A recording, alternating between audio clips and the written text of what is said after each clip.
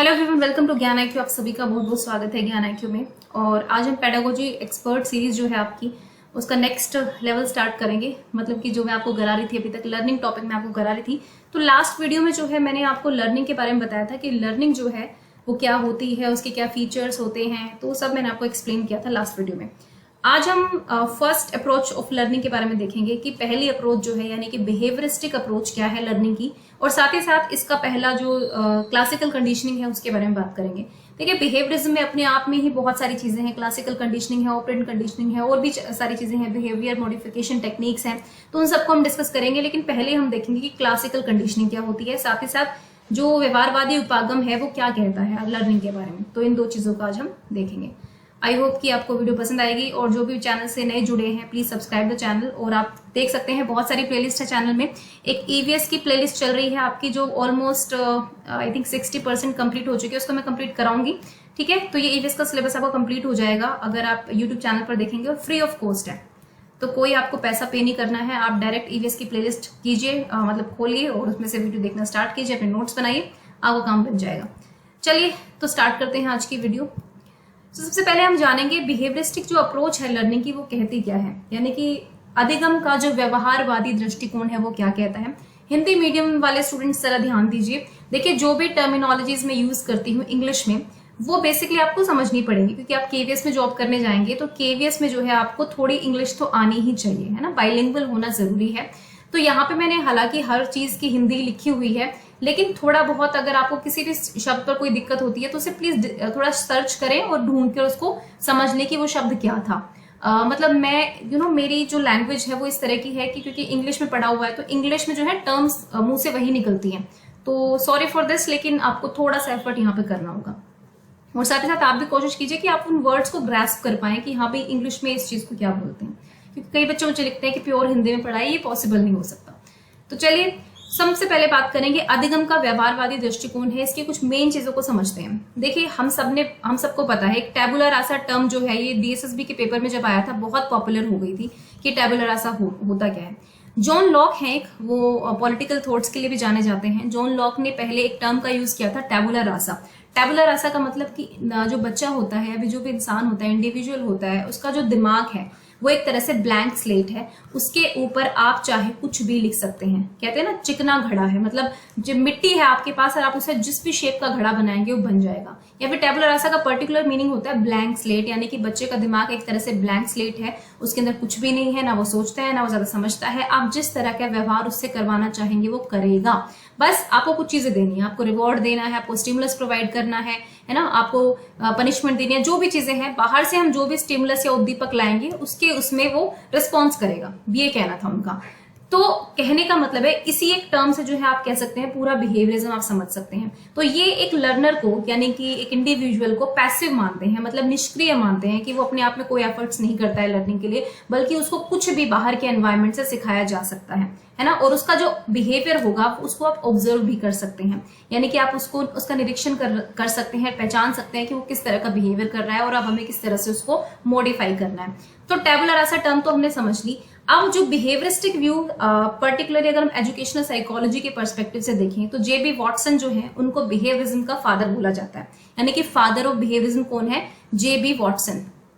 ठीक है, वॉटसन सबसे पहले इन्होंने जो है बिहेवियरिज्म के बारे में बात की है। और इनका मानना ये था कि जो आउटकम होता है लर्निंग का, यानी कि अधिगम का जो आउटकम होता है वो बेसिकली क्या होता है? चेंज इन बिहेवियर होता है, कि आपके व्यवहार में जो है बदलाव आ जाएगा, तो यही आपकी लर्निंग हो गई। इनका मानना यह था कि भाई जो बच्चे की क्या इंटेंशन है, बच्चे की क्या थिंकिंग है, ये चीजें जो होती है उसके माइंड में होती है, जो भी होती है वो बाहर से ऑब्जर्वेबल नहीं होती है, मतलब उनका बाहर से निरीक्षण नहीं किया जा सकता, लेकिन हम बच्चे के व्यवहार का बाहर से निरीक्षण कर सकते हैं। इसीलिए जो है सब कुछ जो है बिहेवियरिस्ट में क्या होता है, आपका बिहेवियर चेंज जो होता है वही लर्निंग का आउटकम बन जाता है। यानी कि अब अगर आप डिजायरेबल बिहेवियर नहीं कर रहे हैं, दैट मीन्स कि you are not fit for that, और अगर डिजायरेबल बिहेवियर कर रहे हैं तो आप उस चीज में आ गए हैं। मतलब आपका बिहेवियर जैसे जैसे चेंज होता जाएगा हम कह देंगे कि ये वाली लर्निंग हो गई, ये वाली नहीं हुई है।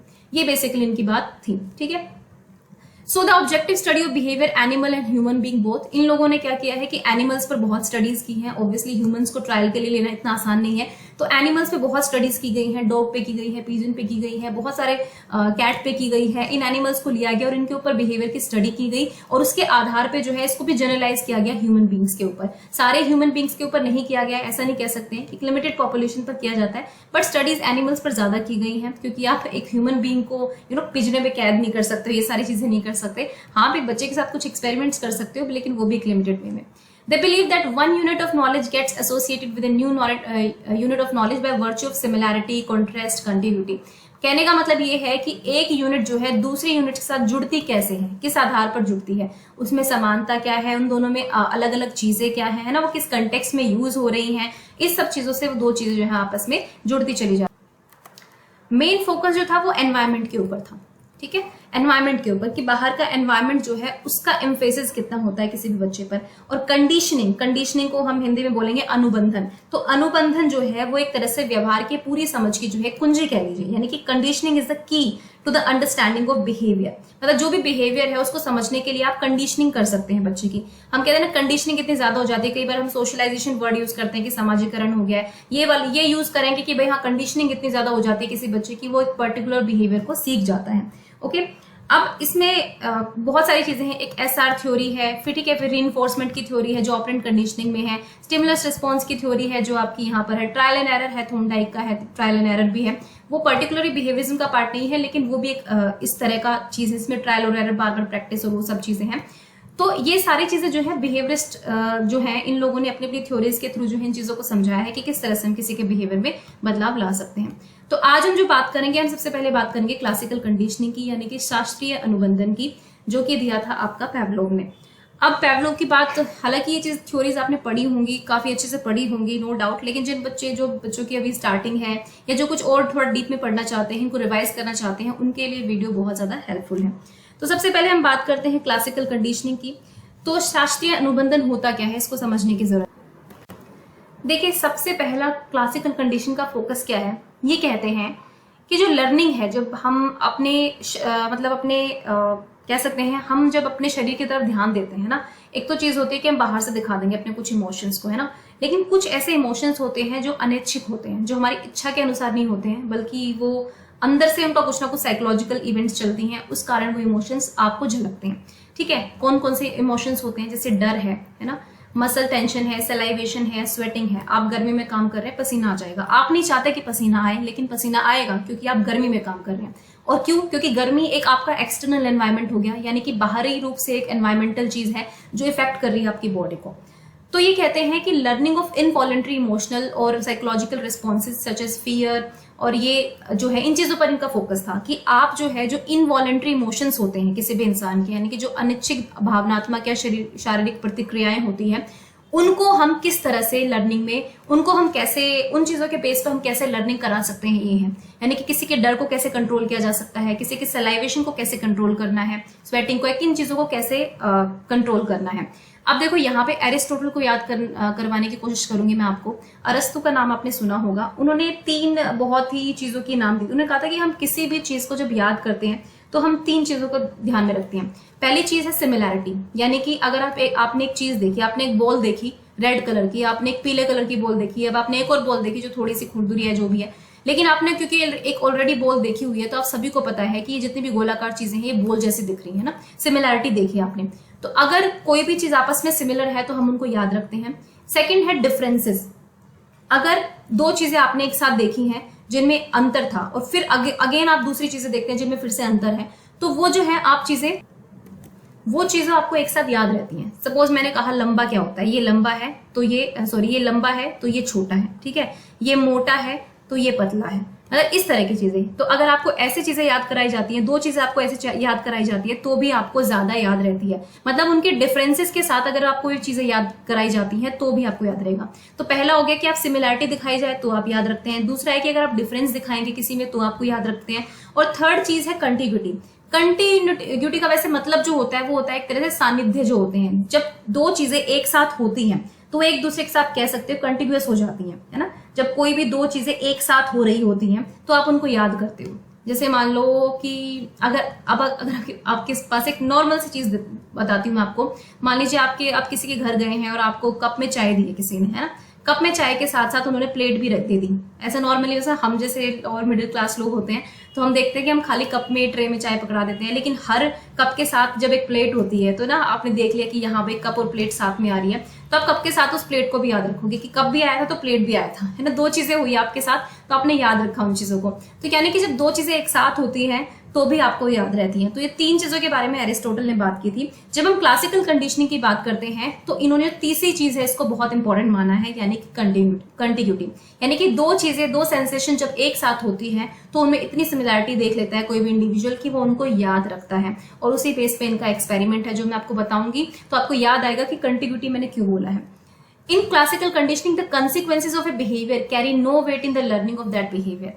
क्लासिकल कंडीशन में क्या होता है कि जो भी उस बिहेवियर का परिणाम है, यानी कि उसका जो भी कंसिक्वेंसेस है, वो बेसिकली आपकी उस बिहेवियर को लर्न करने में कोई ज्यादा खास उसमें रोल नहीं निभाता है। Okay, reinforcement is unnecessary because the stimulus bring about the desired response. यहाँ पर रिइंफोर्समेंट की भी जरूरत नहीं होती है क्योंकि जो स्टिमुलस है bring about the desired response, वो स्टिमुलस ही अपने आप में वो रिस्पॉन्स निकाल देता है जो आप चाहते हैं। तो यहाँ पे रिइंफोर्समेंट की जरूरत नहीं होती है। ये थोड़ा सा अलग है ऑपरेंट कंडीशनिंग से, ठीक है। लेकिन अब एक बार मैं एक्सपेरिमेंट आपको बताना चाहूंगी जो यहाँ पर पैवलोव ने, लेकिन उससे पहले कुछ टर्म्स को समझना जरूरी है। देखिए इनका जो, सबसे पहले बात करते हैं न्यूट्रल स्टिमुलस की। न्यूट्रल यानी कि तटस्थ उद्दीपक जिसका कोई रोल नहीं होता है। बेसिकली ये उद्दीपक ऐसा है कि ना कोई आप पर अच्छा इफेक्ट डाल रहा है, ना बुरा इफेक्ट डाल रहा है, ना आपको मजबूर कर रहा है, ना आप कुछ अब इसके लिए लाचार है। बेसिकली इसका कोई इफेक्ट नहीं है, नो इफेक्ट, है ना। इसके बिल्कुल न्यूट्रल है आपको उसमें।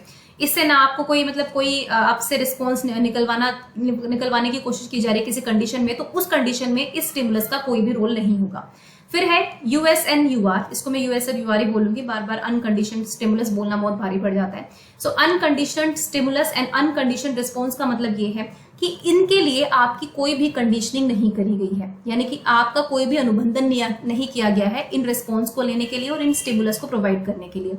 सपोज कि आपको मिठाई बहुत पसंद है, तो आपके सामने मिठाई आई, ठीक है, और आपने जो है आपके मुंह में पानी आ गया, तो बेसिकली मिठाई क्या होगी आपके लिए, एक अनकंडीशनड स्टिमुलस है। किसी ने उसकी कंडीशनिंग नहीं की आपकी कि बार बार मिठाई दिखाई जाएगी और फिर आपके मुंह में पानी आएगा, नहीं। आपको नेचुरली बहुत पसंद है तो वो रिस्पॉन्स आपका एक नेचुरल है जो अनकंडीशन है, बिना किसी कंडीशन के है। तो ये स्टिमुलस हो गया और रिस्पॉन्स आपके मुंह में पानी आ गया, ठीक है, मिठाई प्लस में मुंह में पानी आना। लेकिन कंडीशन स्टिमुलस का मतलब क्या है, कंडीशन रख दी गई है, कंडीशनिंग की गई है। यहाँ पर बार बार आपसे अभ्यास कराया गया है। मिठाई से जस्ट पहले जो है आपको मे बी कोई म्यूजिक सुनाया जाता है, जो भी है कोई भी म्यूजिक सुनाया जा रहा है ना, स्टिमुलस प्रोवाइड किया जा रहा है, और उसके जस्ट बाद आपको बार बार मिठाई दे दी जाती है ना। तो आप जब भी वो म्यूजिक सुनेंगे आपके मुंह में पानी आ जाएगा। तो जब वो कंडीशन स्टिमुलस क्या हो गया, वो म्यूजिक हो गया जो प्ले हो रहा है। साथ ही साथ कंडीशन रिस्पॉन्स क्या है, जब वो म्यूजिक प्ले हो रहा है तो आप मतलब आपके मुंह में पानी आ रहा है, तो वो एक कंडीशन रिस्पॉन्स हो गया। नॉर्मल लोगों के मुंह में पानी थोड़ी आएगा जब हम म्यूजिक सुनते हैं। तो लेकिन आपको याद हो गया कि हाँ भी वो एसोसिएट कर लिया आपने। जो मैं कह रही थी ना कि एरिस्टोटल का जो कंटिग्यूटी थी वो यहाँ पर बहुत ज्यादा इंपॉर्टेंट है। तो कहने का मतलब ये है कि कंडीशनिंग की गई है तब जाके वो रिस्पॉन्स आ रहा है। कंडीशनिंग उस स्टिमुलस के साथ भी कंडीशनिंग की गई है। वो उद्दीपक भी जो है वो अनुबंधित है, यानी कि वो जस्ट आपके अनकंडीशनड स्टिमुलस का लाने के लिए, बेसिकली वो रिस्पॉन्स करने के लिए जो आप मिठाई को देखकर करते हैं, इसकी कंडीशनिंग की गई है ना। तो ये कंडीशन है, ये इसमें आपकी कह सकते हो एक नॉर्मल चीज है भाई, यहाँ पर कंडीशन रख दी गई है, इस कंडीशन के आधार पर आपको ये करना है। और यहाँ पर अनकंडीशनड है, यानी कि बिल्कुल नेचुरल प्रोसेस है, जो नेचुरली होता है सबके साथ वैसा ही आपके साथ हो रहा है। लेकिन यहाँ पे आपको एक ट्रेनिंग दी जा रही है, उसके बाद आप वो चीज रिस्पॉन्स कर रहे हैं उस तरह का, है ना। ये कुछ टर्मिनोलॉजी समझनी थी। उसके बाद अब देखो यहाँ पर जो क्लासिकल कंडीशनिंग में पैवलोव ने किया क्या, इन्होंने एक डॉग पर एक्सपेरिमेंट किया। डॉग पर क्या एक्सपेरिमेंट किया, बहुत ही सिंपल समझाऊंगी, बहुत कॉम्प्लेक्स नहीं करना है इसको। भाई अगर डॉग के सामने आप फूड रखते हैं, सपोज, है ना, फूड देखेगा, अब मान लीजिए डॉग बहुत हंग्री है। एक तो होता है कि भूख लगी नहीं है, भूख नहीं लगी तो फिर कोई जबरदस्ती खाना देगा तो हमें अच्छा नहीं लगेगा। लेकिन आपको बहुत भूख लगी है और आपने सामने खाना देख लिया है, लेकिन खाना आपके पास नहीं है, दूर ही है, लेकिन आपने देख लिया है, तो ऑब्वियसली डॉग यहाँ पर सलाइवेट करेगा। ओके, तो डॉग के पर्सपेक्टिव में देखना है, तो डॉग जो है ऑब्वियसली सलाइवेट करेगा अगर उसने खाने को देख लिया है। तो जब भी उन्होंने डॉग के सामने क्या बोलते हैं फूड रखा, तो डॉग ने सलाइवेट किया। लेकिन फिर इन्होंने यहाँ पर एसोसिएशन की, यानी कि जो फूड था उनके लिए अनकंडीशन था, यूएस था, और जो अनकंडीशन रिस्पॉन्स था वो था सलाइवेशन, जो डॉग का था। ओके, लेकिन यहाँ पर इन्होंने एसोसिएशन किसका किया, यहाँ पर इन्होंने एक बेल का एसोसिएशन किया, एक घंटे का एसोसिएशन किया। पहले बेल सुनाई दी, मतलब कंडीशनिंग से पहले की बात बताती हूँ, इन्होंने एक बेल सुनाई डॉग को, लेकिन कोई भी रिस्पॉन्स नहीं मिला, है ना, या फिर कोई भी अजीब सा रिस्पॉन्स मिला, डॉग का भौंकना शुरू कर दिया, वट है ना। उसके बाद इन्होंने फूड प्रेजेंट किया और उसके बाद डॉग ने क्या किया, सलाइवेट किया। अब यहाँ पे कंडीशनिंग की नहीं गई है, याद रखना। लेकिन जब कंडीशनिंग की तो क्या किया, जब भी डॉग भूखा होता तो फूड से पहले आपने बेल बजा दी, है ना, आपने एक बेल बजा दी और बेल के जस्ट बाद आपने फूड दिया। ऐसे बार बार रिपीट किया, है ना, बार बार रिपीट किया, ट्रेन किया एक तरह से। फिर क्या हुआ, जब डॉग की कंडीशनिंग हो गई तो जैसे ही ये कंडीशन स्टिमुलस आता है, यानी कि ये उद्दीपक सामने आता है डॉग के, बेल बजती है, उसने सलाइवेट करना शुरू कर दिया, यानी कि उसको पता है कि अब खाना मिलने वाला है। तो उसने याद रख लिया, जब दो चीजें एक साथ हो रही है, मैंने कहा था ना कंटिग्यूटी, यानी कि सन्निधता जो भी होती है, वो क्या होती है कि जब दो चीजों का एक साथ अकरेंस होता है, दो चीजें जब एक साथ हो रही होती हैं, तो हम उसको एसोसिएट कर देते हैं और हम उनको ज्यादा याद रखते हैं। तो डॉग ने याद रख लिया कि जब भी बेल बजेगी उसके बाद मुझे खाना मिलेगा, इसीलिए उसके मुंह में पानी आना शुरू हो गया। ये बेसिकली क्या, अब ये कहते हैं कि यही चीज हम ह्यूमन बींग्स पर भी अप्लाई कर सकते हैं। क्लासिकल कंडीशनिंग बेसिकली यही कहती है ना। अब टाइम रिलेशन क्या होता है स्टिमुलस के बीच में, स्टिमुलस, अब देखो जो भी उद्दीपक आपने प्रेजेंट किया है उनके बीच का टाइम भी डिपेंड करता है ना। ऐसा नहीं है कि आपने बेल बजा दी, है ना, डॉग के सामने बेल बजा दी और उसके बाद जो है आपने 4 घंटे बाद खाना दिया, इतने में तो डॉग बेचारा पस्त हो जाएगा एकदम से, उसको खाना ही नहीं मिला है। तो टाइम का बहुत इंपॉर्टेंट रोल होता है यहाँ पर।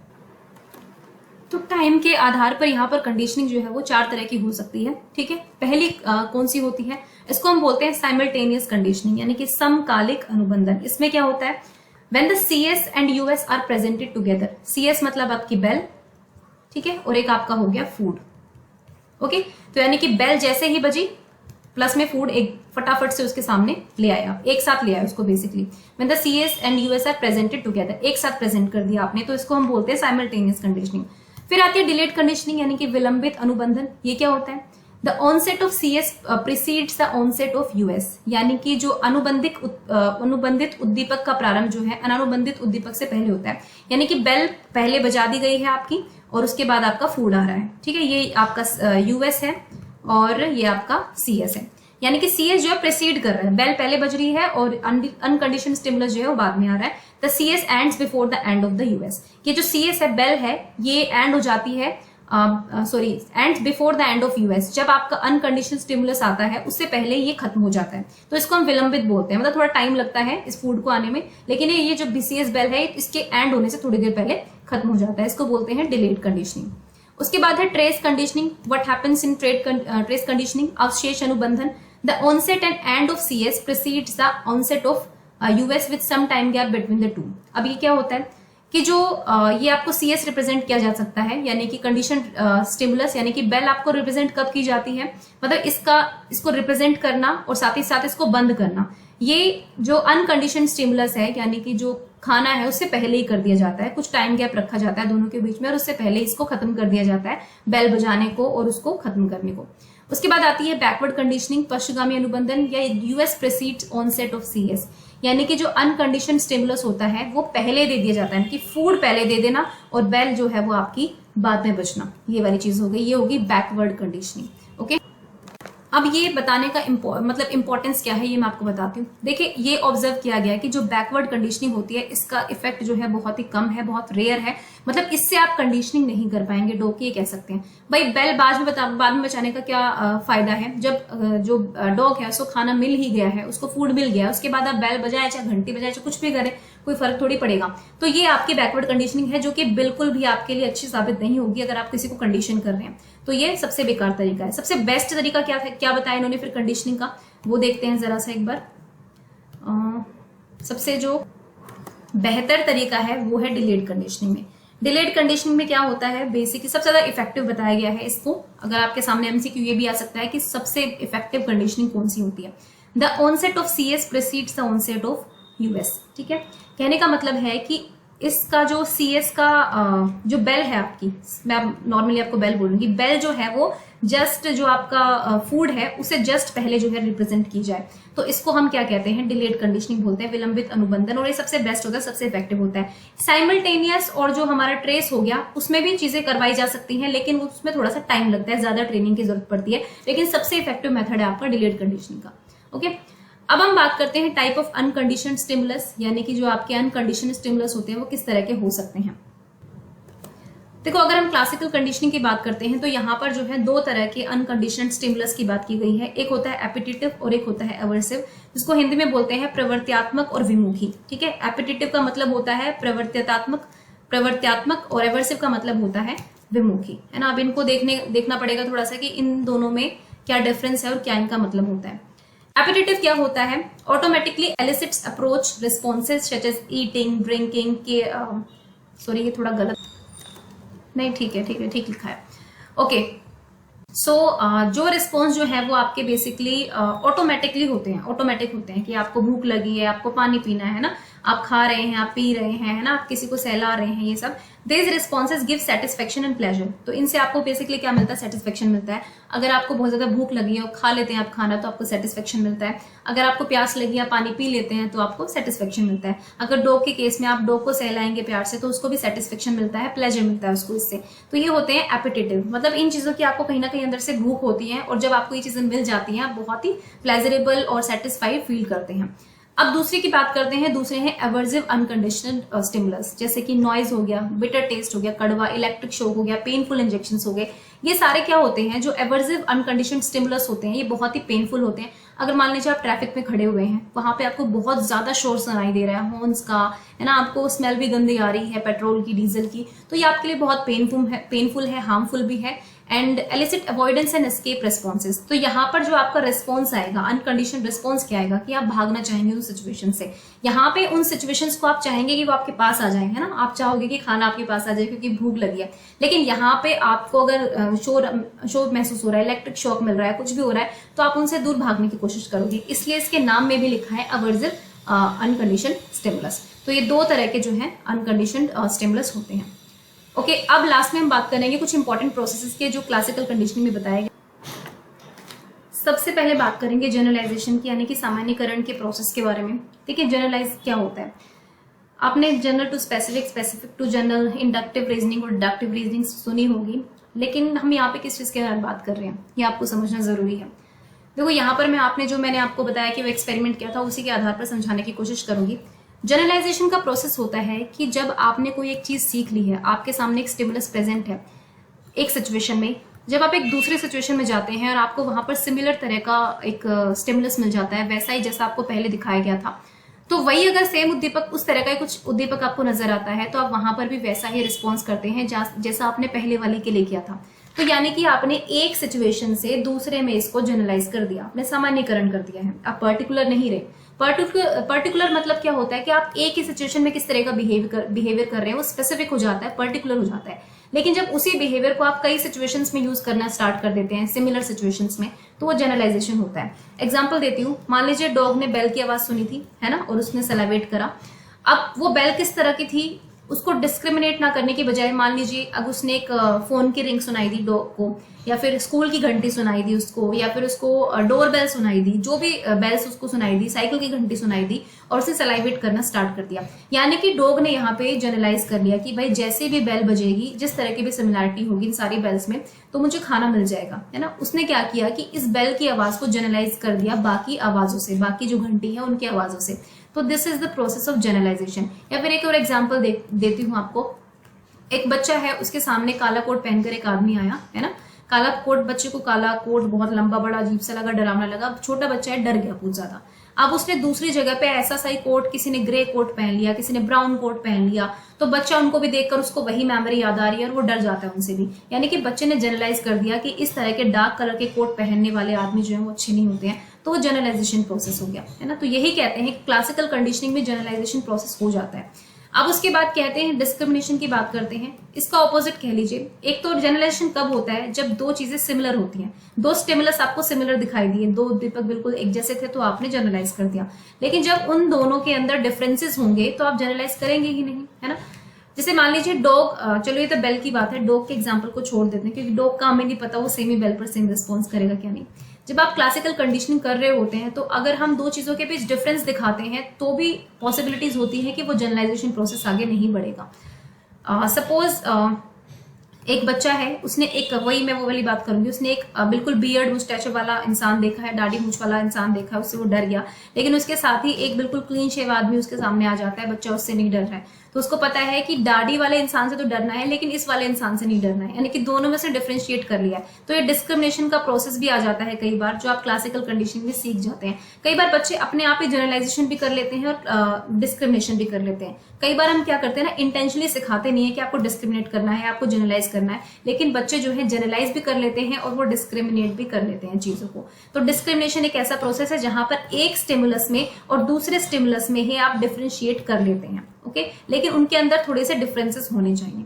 अब बात है एक्सटिंक्शन। अगर आप जो है ये जनरलाइजेशन डिस्क्रिमिनेशन छोड़ दीजिए, मान लीजिए आपकी कंडीशनिंग जो है, बार बार आपने बेल दी और फूड दिया, ठीक है, तो इन दोनों के बीच कनेक्शन बन गया।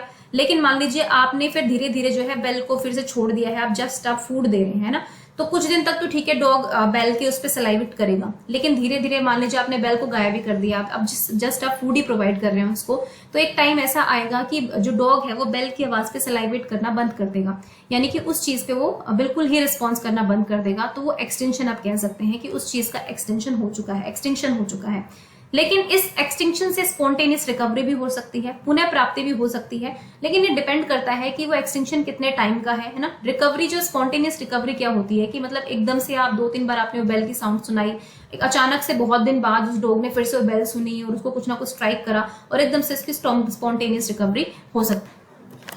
अब इससे वो दिखाना क्या चाह रहे हैं, देखो क्या होता है कि कई बार हम सोच लेते हैं कि हमने एसोसिएशन बंद कर दिया, हमने बेल और फूड के बीच का एसोसिएशन बिल्कुल बंद कर लिया है, डॉग भूल चुका है, सब कुछ कर चुका है, लेकिन आपने फिर से जब बेल बजाई, बार बार आप बेल बजा रहे हैं, दूसरे नहीं पे, तीसरे चांस पे, चौथे पांचवे पे डॉग ने जो है फिर से सलाइवेट कर दिया। इसका कहने का मतलब इनका यहाँ पर ये था कि भले ही आप समझे कि एक्सटिंक्शन हो गया है, लेकिन कहीं ना कहीं वो रिस्पॉन्स जो है उस दिमाग के, मतलब जो डॉग है उसके माइंड में कहीं ना कहीं होता है, यानी कि वो अनलर्न नहीं हुआ है, ऐसा नहीं है कि वो बिल्कुल ही भूल गया है, कहीं ना कहीं इसके माइंड में होता है और उसकी स्पॉन्टेनियस रिकवरी जो है वो कभी भी हो सकती है। कई बार देखो हम क्या करते हैं ना, हमारे दिमाग में बहुत सारी चीजें चलती होती है, मान लीजिए हमने बहुत कुछ सीखा हुआ है पहले, है ना, एकदम से आपको याद नहीं आता, लेकिन कई बार कुछ सिचुएशन आपके सामने ऐसी आती है कि आप फ्लैशबैक में जाते हैं और एकदम से आप वो चीज कर देते हैं जो आपने बहुत पहले सीखी हुई थी। तो यही होती है स्पॉन्टेनियस रिकवरी। मतलब एक्सटिंक्शन का मतलब ये नहीं होता है कि वो बिल्कुल खत्म हो गया है, हो सकता है कि वो जो पर्टिकुलर जो रिस्पॉन्स है वो कहीं ना कहीं डोरमेंट सिचुएशन में है, कोमा में चला गया है, लेकिन वो अचानक से होश में भी आ सकता है। ये कह सकते हैं आप स्पॉन्टेनियस रिकवरी होती है। मतलब ये एक तरह से अचानक किया हुआ रिस्पॉन्स होता है, जब आप उस रिस्पॉन्स को करना छोड़ देते हैं और एक दिन अचानक से आप उस रिस्पॉन्स को करने लग जाते हैं, तो आप कह सकते हैं स्पॉन्टेनियस रिकवरी है। हालांकि यहाँ पर मान लीजिए बार बार आप बेल बजा रहे हैं ना, डॉग और 2-3 दिन तो सुस्त पड़ा हुआ है, लेकिन चौथे पांचवें दिन वो एकदम से फिर से सलाइवेट करना शुरू कर देता है, उसके माइंड में कहीं ना कहीं से वो फिर से स्ट्राइक कर जाता है, तो this is called spontaneous recovery. ठीक है, तो ये सारे ही प्रोसेसेस बहुत इंपॉर्टेंट होते हैं। जनरलाइजेशन एक बहुत कॉमन एग्जांपल है जो हमें आसपास की चीजों में देखने को मिलता है ना। ये हम जनरलाइजेशन बहुत चीजों में कर लेते हैं, हम खाने पीने के तरीकों का जनरलाइजेशन कर सकते हैं, हमने कोई स्किल सीखी है हम उसका जनरलाइज कर लेते हैं, है ना। कुछ बहुत सारी चीजें हैं जहां पर हम जनरलाइज करते हैं। आपने एक सेलो टेप से एक गिफ्ट रैप किया है अभी है ना, उसके बाद उसी सेलो टेप से आप एक वायर को ठीक कर सकते हैं, उस पर टेप लगाकर उसको ठीक कर सकते हैं। आपकी कॉपी का पन्ना फट गया, आप वहां पे सेलो टेप लगा सकते हैं। आप बेसिकली वहां पे जनरलाइज कर रहे हैं चीजों को। तो जनरलाइजेशन का जो प्रोसेस है उसका बहुत इंपॉर्टेंट रोल है एजुकेशन सिस्टम में। देखो क्लासिकल कंडीशन का मतलब ये नहीं कि आपने क्लासिकल कंडीशन की पूरी थ्योरी पढ़ ली और उसके बाद आप कह रहे हैं कि हाँ इससे क्या सीखा हमने, क्या इंपॉर्टेंट रोल है। इंपॉर्टेंट रोल तो है, एजुकेशन इम्प्लीकेशन इसके जो है वो बहुत इंपॉर्टेंट है यहाँ पे। ये मैं आपको तब कराऊंगी जब मैं आपको कराऊंगी बिहेवियर मॉडिफिकेशन टेक्निक्स में शेपिंग और बहुत सारी चीजें हैं, है ना। इसके बाद हम करेंगे ऑपरेंट कंडीशनिंग जो आपको अगली क्लास में कराऊंगी। Okay then, thank you for watching Gyan IQ। और MCQ सीरीज भी आपकी चलती रहेगी। थ्योरी क्लासेस आपको हफ्ते में 1 या 2 मिलती रहेंगी। Thank you for watching Gyan IQ।